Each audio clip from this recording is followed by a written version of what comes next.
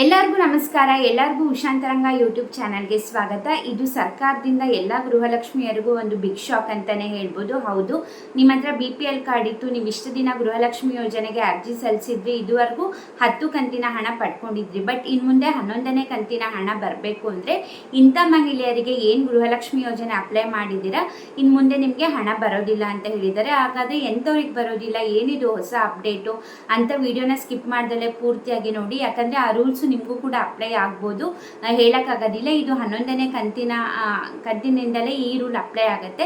ಏನನ್ನ ನಿಮಗೆ ಕಂಪ್ಲೀಟಾಗಿ ನಾನು ಈ ವಿಡಿಯೋದಲ್ಲಿ ಮಾಹಿತಿನ ತಿಳಿಸ್ಕೊಡ್ತೀನಿ. ಸೊ ವಿಡಿಯೋನ ಸ್ಕಿಪ್ ಮಾಡ್ದಲೇ ಪೂರ್ತಿಯಾಗಿ ನೋಡಿ. ಯಾರೆಲ್ಲ ಫಸ್ಟ್ ಟೈಮ್ ಚಾನಲ್ ನೋಡ್ತಾ ಇದ್ದೀರಾ, ನನ್ನ ಹೆಸರು ಉಷಾ ಅಂತ. ಉಷಾಂತರಂಗ ಯೂಟ್ಯೂಬ್ ಚಾನಲ್ನ ಸಬ್ಸ್ಕ್ರೈಬ್ ಮಾಡ್ಕೊಳ್ಳಿ, ಹಾಗೆ ಪಕ್ಕದಲ್ಲಿರೋ ಬೆಲ್ಲೈಕನ್ನ ಕ್ಲಿಕ್ ಮಾಡಿ. ಆವಾಗ ನಿಮಗೆ ಯಾವುದೇ ಹೊಸ ವಿಡಿಯೋ ಹಾಕಿದ ಕೂಡಲೇ ನೋಟಿಫಿಕೇಶನ್ ಬರುತ್ತೆ, ನೀವು ವಿಡಿಯೋನ ಮಿಸ್ ಮಾಡ್ದಲ್ಲೇ ನೋಡ್ಬೋದು. ಹಾಗೆ ನಿಮಗೆ ನನ್ನ ಚಾನಲಲ್ಲಿ ಬರೋ ವೀಡಿಯೋಸ್ ಆಗಲಿ ಅಥವಾ ಈ ವಿಡಿಯೋ ಇಷ್ಟ ಆದರೆ ವಿಡಿಯೋಗೊಂದು ಲೈಕ್ ಕೊಡೋದನ್ನ ಮರಿಬೇಡಿ. ಬನ್ನಿ ವಿಡಿಯೋನ ಸ್ಟಾರ್ಟ್ ಮಾಡೋಣ. ಈಗಾಗಲೇ ನಿಮಗೆ 10 ಕಂತಿನ ಹಣ ಬರ್ತದೆ ಗೃಹಲಕ್ಷ್ಮಿಯರಿಗೆ. ಅಪ್ಲೈ ಮಾಡಿರ್ತೀರ BPL ಕಾರ್ಡು ಅಥವಾ ಅಂತ್ಯೋದಯ ಕಾರ್ಡ್, ನೀವು ಟ್ಯಾಕ್ಸ್ ಪೇಯರ್ಸ್ ಅಥವಾ GST ಪೇಯರ್ಸ್ ಆಗಿಲ್ಲ ಅಂದರೆ ನೀವು ಇಷ್ಟು ದಿನ ಗೃಹಲಕ್ಷ್ಮಿ ಯೋಜನೆಗೆ ಅಪ್ಲೈ ಮಾಡಿ ಹಣ ಪಡ್ಕೊಳ್ತಿದ್ರಿ.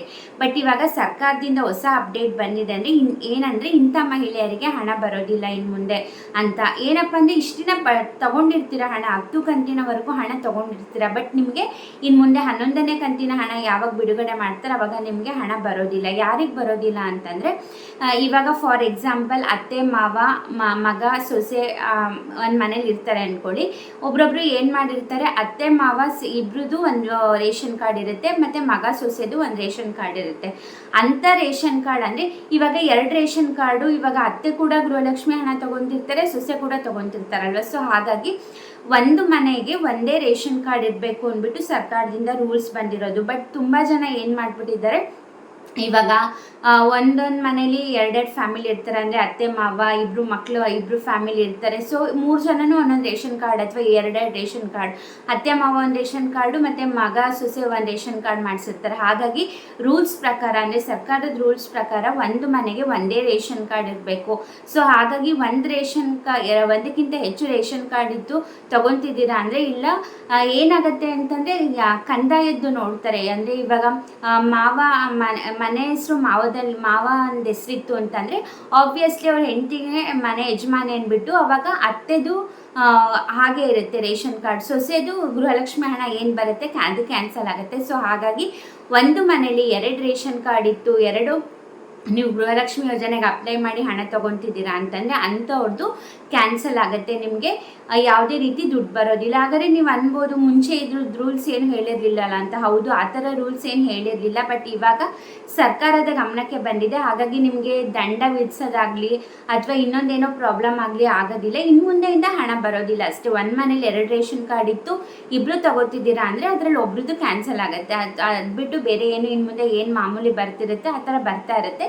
ಇಂಥ ಮಹಿಳೆಯರಿಗೆ ಅಂದರೆ ಒಂದು ಮನೆಯಿಂದ ಒಂದೇ ರೇಷನ್ ಕಾರ್ಡ್ ಇರಬೇಕು, 2 ಇತ್ತು ಅಂತಂದರೆ ಅದು ಕ್ಯಾನ್ಸಲ್ ಆಗುತ್ತೆ. ಅಂಥವ್ರಿಗೆ ಇನ್ನು ಮುಂದೆಯಿಂದ ಬರೋದಿಲ್ಲ. ಅಕಸ್ಮಾತ್ ನಿಮಗೆ ಈ ವಿಡಿಯೋ ಯೂಸ್ ಆಗಲಿಲ್ಲ, ನಮ್ಮದೇನು ಆ ಥರ ಪ್ರಾಬ್ಲಮ್ ಇಲ್ಲ, ನಮ್ದು ಒಂದೇ ರೇಷನ್ ಕಾರ್ಡ್ ಇರೋದು ಅಥವಾ ನಾವು ಸಪ್ರೇಟ್ ಇದ್ದೀವಿ, ನಮ್ಮದೇನು ಪ್ರಾಬ್ಲಮ್ ಇಲ್ಲ ಅಂತಂದರೆ ನೀವೇನು ತಡೆ ಕೆಡಿಸ್ಕೊಳ್ಳೋ ಅಗತ್ಯ ಇರೋದಿಲ್ಲ.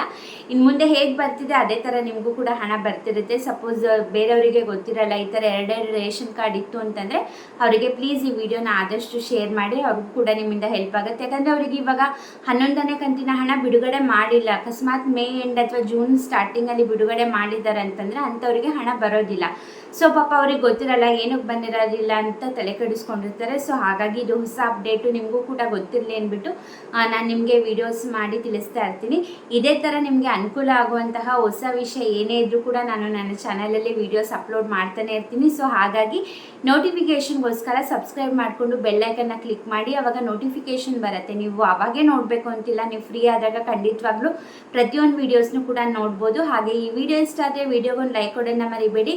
ನಿಮಗೆ ಈ ವಿಡಿಯೋ ಇಷ್ಟ ಆಗಿದೆ ಅಂದ್ಕೊಂಡಿದ್ದೀನಿ. ಹೀಗೆ ಸಪೋರ್ಟ್ ಮಾಡಿ, ಹೀಗೆ ಎನ್ಕರೇಜ್ ಮಾಡಿ. ನೀವು ನನ್ನ ಇನ್ಸ್ಟಾಗ್ರಾಮಲ್ಲಿ ಕೂಡ ಫಾಲೋ ಮಾಡ್ಬೋದು, ಲಿಂಕ್ ಡಿಸ್ಕ್ರಿಪ್ಷನಲ್ಲಿರುತ್ತೆ. ಇಷ್ಟೊಂದು ವಿಡಿಯೋ ನೋಡಿದ್ದಕ್ಕೆ ಥ್ಯಾಂಕ್ ಯು ಸೋ ಮಚ್. ನಮಸ್ಕಾರ.